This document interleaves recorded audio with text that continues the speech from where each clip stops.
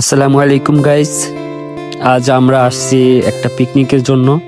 তাই পিকনিকের যত কাজ আছে তাই আমাদের করতে হবে, তাই আসলাম আমরা দাউন নিতে সমীরে। আমার বন্ধু লতুরি, সে লাঠি দেখলে মাথা ঠিক থাকে না, তাই আমার সব কটা চুল উঠে গেছে। কাজের এই অবস্থা থেকে ঠিক এই মুহূর্তে এন্ট্রি নিল আমাদের বাহুবলী আফজাল। সে কাজ করবেই, সে বুঝতে পারে না এটা দিয়ে হবে না, কারণ সে বিশেষ কাজে দুর্বল। তো কাজ শেষে সবাই লাকড়ি নিয়ে চললাম রান্নার জন্য।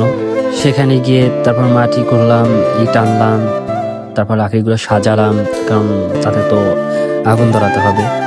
তো আমার বন্ধুদের এমনি আলিশা, তারা কেউ হেল্প করছিল না, আমি একা একা করলাম। আমাকে সাহায্য করলো আমার বন্ধু রমজান, সে সব কিছু দেখিয়ে দিল আর আমি করতে থাকলাম। আগুন ধরানোর জন্য নিয়ে আসলো কেরাসিন, তারপর অবশেষে আমরা আগুন জ্বালাতে সক্ষম হলাম।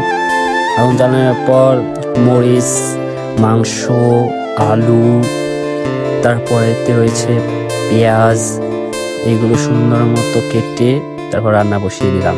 আমাদের মধ্যে আছে আমাদের বাবুর্চি রাজু সাহেব এবং আমার কিছু আলিশা বন্ধু, যাদের কাজ শুধু আকামার কুকাম করা, সেটা কিছুই পারে না। তারপর আমার বন্ধু আসলাম, সে চালগুলো অনেক সুন্দরভাবে ধুয়ে নিল। আর অন্যদিকে রাজু পাতিল বসাতে লাগলো, আর রমজান তো লাকড়ি নিয়ে আসছে। সবগুলো আমরা হাতে হাতে চেষ্টা করতেছি তাড়াতাড়ি করার।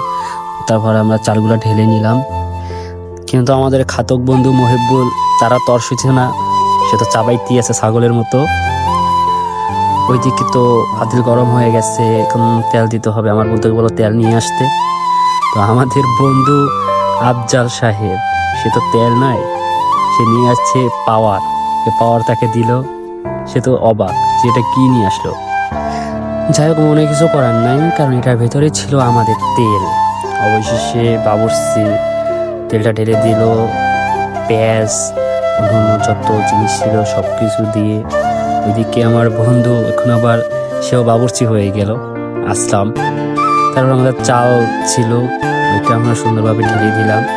তারপর কিছুক্ষণ আমরা ওয়েট করলাম, দুধ দিলাম, দুধ দেওয়ার পর কিছুক্ষণ ওয়েট করার পর হয়ে গেল আমাদের।